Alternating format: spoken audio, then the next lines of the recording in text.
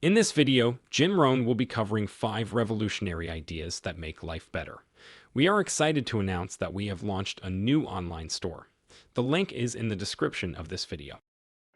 5 simple, basic fundamentals of ideas to ponder and think about that will increase your value to the marketplace. Could perhaps, like it did for me, multiply your income by 2, and then multiply it by 3, and then multiply your income by 4, and then by 5. And once you get there, it's not that difficult to multiply it by 10, because all you have to do is make sure you become more valuable and more valuable and more valuable. You don't have to work on the economy, because here's the first note. Each person's income is determined primarily by their philosophy, not by the economy. Once I understood that, then I said, well, I don't have to go to work on the economy. And the answer was no. You only have to go to work on yourself to make yourself more valuable. So now here's 5 things I want to share with you. And the first one is your personal philosophy. What could get you more prepared and ready for cashing in on the opportunity of the 21st century? And here's the first one, personal philosophy. Your personal philosophy is like a guidance system that helps you make decisions what to do, what not to do. From the information you get and what you learn and what you know, we decide. Maybe your philosophy would have been 5 years ago never to attend seminars like this. You just didn't go. Now 5 years later, here you are. Something happened along the way to change your mindset, saying, hey, for the money and the time, if I just get one good idea and walk away, it certainly is worth the money and the time. So now that little amendment in your philosophy, you now say, I'm going to regularly go, because it doesn't take but a few ideas to make a great difference in your income, personal life, social life, and all the rest. So now you know that's valuable. A change of mind, a change of idea. So that's what personal philosophy is all about. The more we learn, the more we know, the better we're able to make better decisions about 2 major things. Your philosophical guidance system does 2 things. For your notes, number 1, helps you to see the dangers on one side so you can avoid those. But here's what else your guidance system does. Personal philosophy helps you to see the opportunities on the other side so that you can expand those, maximize those. And here's what that's called. The game of life is to minimize the dangers and maximize the opportunities. And the more we know and the more we learn, the more experience we gather in sessions like this, from the sermon on Sunday morning to the books we read and all the rest, helps us to keep continually adjusting our philosophical guidance system so that we minimize more dangers, maximize more opportunities. That's really the game of life. I couldn't put it much more simply. So number 1, we're affected by what we know. Personal philosophy. Here's number 2, your attitude. First, we're affected by what we know. When I talk to the kids in high school classes, college classes, that's the first thing I tell them. Get the information while you're here.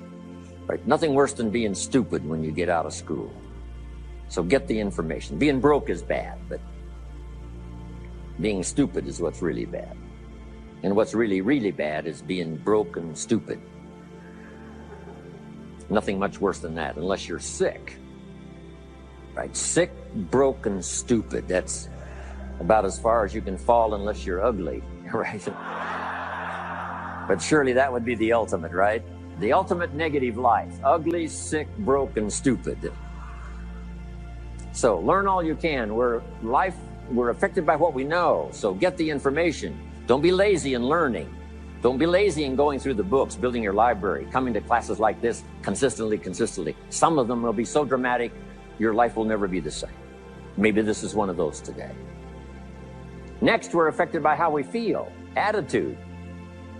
This is the emotional part. We need the intellectual part to set sail. So as the winds blow, we can still get where we want to go.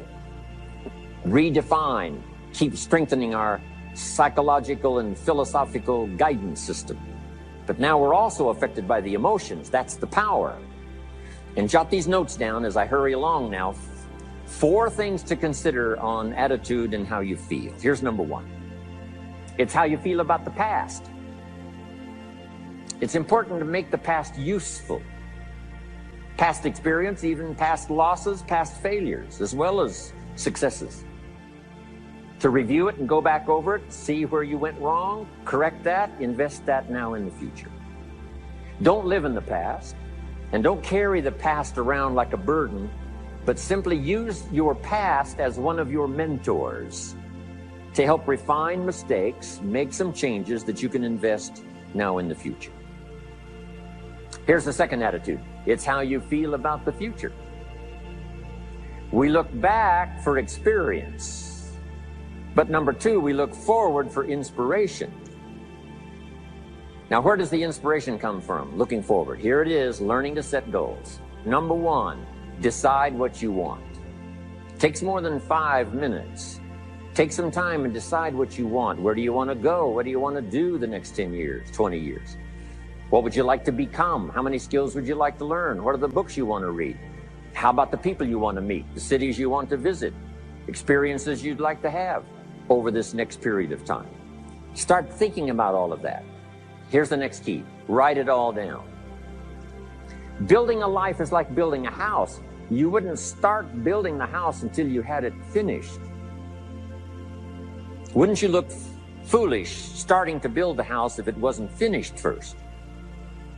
What if you were laying bricks and somebody came by and said, "What are you building here?" And you said, "I have no idea." See, they would take you away to a safe place. So building a life is a lot more important than building a house. And yet people treat it so carelessly and so casually about planning and making plans for what they want their life to work out to be. So I'm asking you not to be casual anymore. Start designing the future for yourself, for your family, for your business, for your future. Okay, decide what you want. Okay, so from the past we get experience, from the future we get excitement, inspiration by setting goals. Now here's the next advice. Put everything on your list of goals. Little things, insignificant to someone else, but important to you. A goal list is important. You don't have to publish it in the local newspaper. My Japanese friend, Toro Ikeda, San Jose, California, put on his first list, a Caucasian gardener. Back then everybody had a Japanese gardener. He said, "No, I'm Japanese. I want a Caucasian gardener." I like that. So set goals. Set the goals that'll turn you on, goals that'll get you excited. Put everything on your list. Here's the next attitude. It's very important how you feel about everybody. If you want to be a leader extraordinaire, here's what you learn. Each of us need all of us. One person doesn't make an economy. One person doesn't make a symphony orchestra. It takes all of us for each of us to be successful. Each of us need all of us, and all of us need each of us. Each gift is important as we bring it to the table, as we bring it to the country, as we bring it to the community. Learn to appreciate that. Each of us need all of us. Now here's the last one on attitude. It's how you feel about yourself. Nothing more powerful than self-confidence to start multiplying your income by 2, by 3, by 5, by 10. And where does that come from? Make the note. It comes from self-esteem. Doing the things you know you should do, and at the end of the day, your self-esteem is soaring and high. You've met the people you said you'd meet. You made the calls you said you would make. You did the things that you required of yourself to do. And at the end of the day, you feel great about yourself. That is one of the greatest motivating factors for the future, self-esteem, feeling good about yourself. Now let me give you the miracle piece of this formula. If you're ready, say, "I'm ready." Here it is. Number 3 is activity. We're affected by what we do. Now we've gotten to the formula of how to turn ideas into reality, how to turn imagination into substance. It's called number 3, activity. So add these notes to it now. Activity is the work. Activity is the labor. In fact, labor was so important. Here was the original formula for labor. If you have forgotten it, remind yourself. For your notes, 6 days of labor and what? 1 day of rest. Now it's important not to get those numbers mixed up. Why is that? Here's why. Why not 5-2? I don't know, maybe 5 and 2 would be okay. If God would have thought of 5 and 2, he might have made it 5 and 2. But you can't think of everything when you're putting one of these together. If you rest too long, the weeds take the garden. Not to think so is naive. As soon as you've planted, the busy bugs and the noxious weeds are out to take it. So you can't linger too long in the rest mode. You've got to go back to work. 6 days of work, then rest and spirituality and friendship and change of pace. And then go back over the last 6 days. What did I do? What did I miss? Who did I miss? What happened? So that I can invest those corrections in the next 6 days of higher productivity. Have you got that now? 6 days of work, 1 day of rest. Don't get the numbers mixed up. Activity. Now, activity finishes the miracle. So to turn nothing into something, here's what you do. Imagine the possibilities. That's why we recommend testimonials for someone to say, hey, I started with pennies and I made a fortune. And when they finish, sometimes they say something like this. If I can do it, what? You can do it. And we start imagining the possibilities. Here's number 2. Have faith to believe that some of them are possible for you. And both imagination and faith are powerful forces. But we still don't have a hotel. We still don't have a house. Even though those are powerful forces, it is the beginning. Now, imagination and faith must be deposited in activity or it is wasted. But the finishing touch of the miracle process is now, go to work. Go to work and build a better career. Go to work and build good health. You can't have good health without the work. When did we start hearing that phrase? No pain, what? No gain. You got to do the work. You can read all the books until you're wise. You can have faith and believe until it is extraordinary. But now you must go to work. And if you'll learn to appreciate the work that produces the miracle of good health, the miracle of a career, the miracle of a relationship, the miracle of a fortune. Only humans now can do this. The birds of the field can't do it. No other life form can imagine and create something from nothing. Have faith and then build it and make it real. Only humans. It's an extraordinary gift. Depends on how often you use it. Number 4, learn to measure progress. Once you've set up a project now, you want to turn nothing into something, now you must measure your progress. How are you doing? Here's how we teach it to our children. Life expects us to make measurable progress in reasonable time.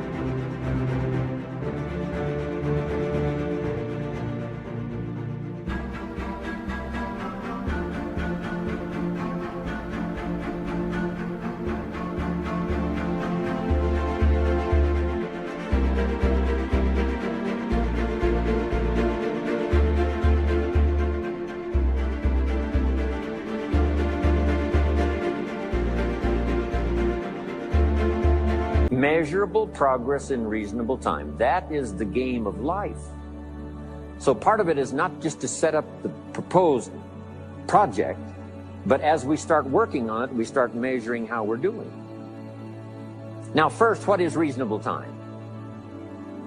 You can't ask someone every 5 minutes, how are you doing now? See, that's too soon. Guy says, I haven't left the building yet. Give me a break. Now, we can't wait 5 years. That's too long. So there's reasonable time. So make this note now. What is reasonable time? 1, at the end of the day.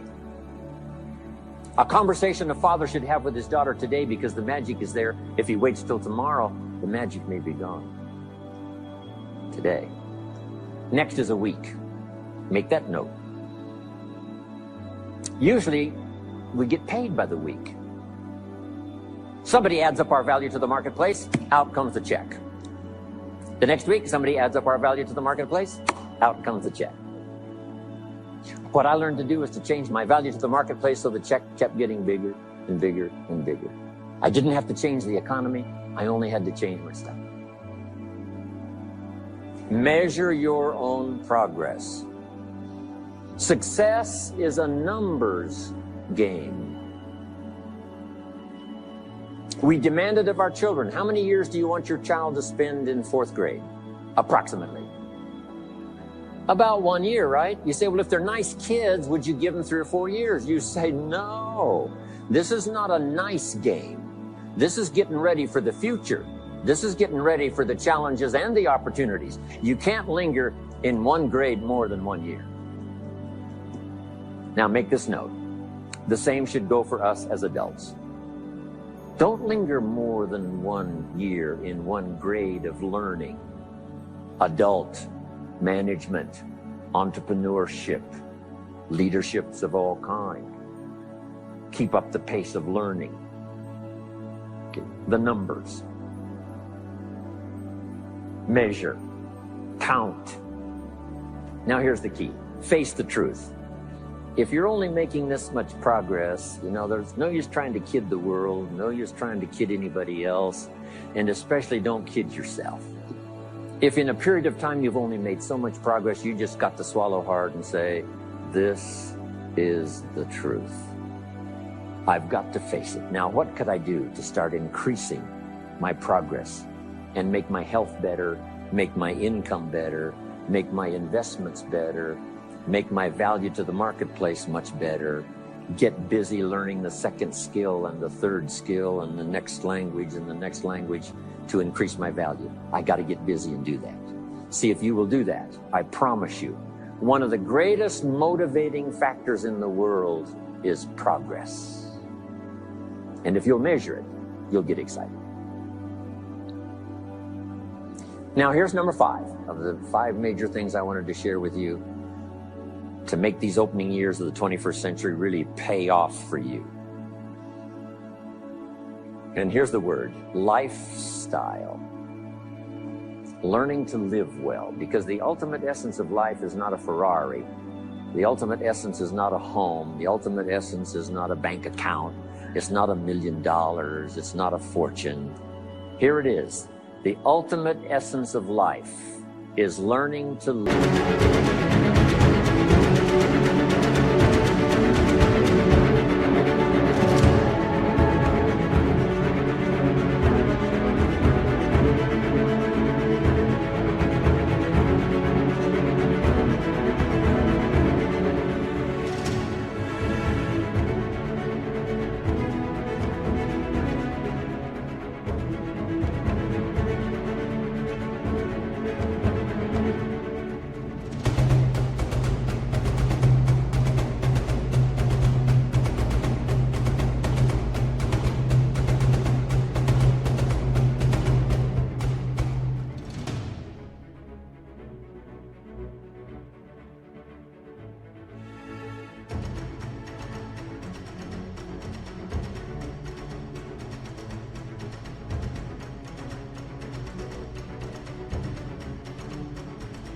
Live a good life. That's the key. Whether you have modest resources or whether you have mega millions, either way, the real key is learning to live a good life. Productivity. You really won't be that happy if you don't produce. And here's the next bit of advice on that. Produce to the max if you possibly can. To produce a little is okay. To produce enough is okay. To produce some to get by is all right. But why not try productivity to the max? Andrew Carnegie, who built the steel industry back in the 30s, here's what Andrew said.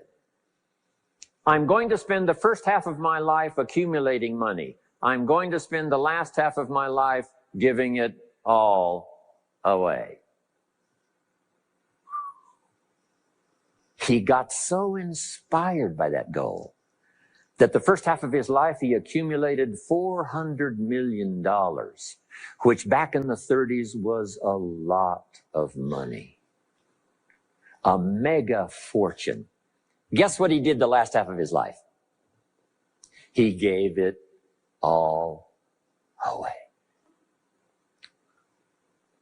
I got a good question for you as we close. Here's the question. What's got you turned on? What's got you up early? What's got you eager to face the day? What's got you inspired to learn the extra skill, put in the extra time, go the extra mile, learn how to work with people, guarantee your future? Good question.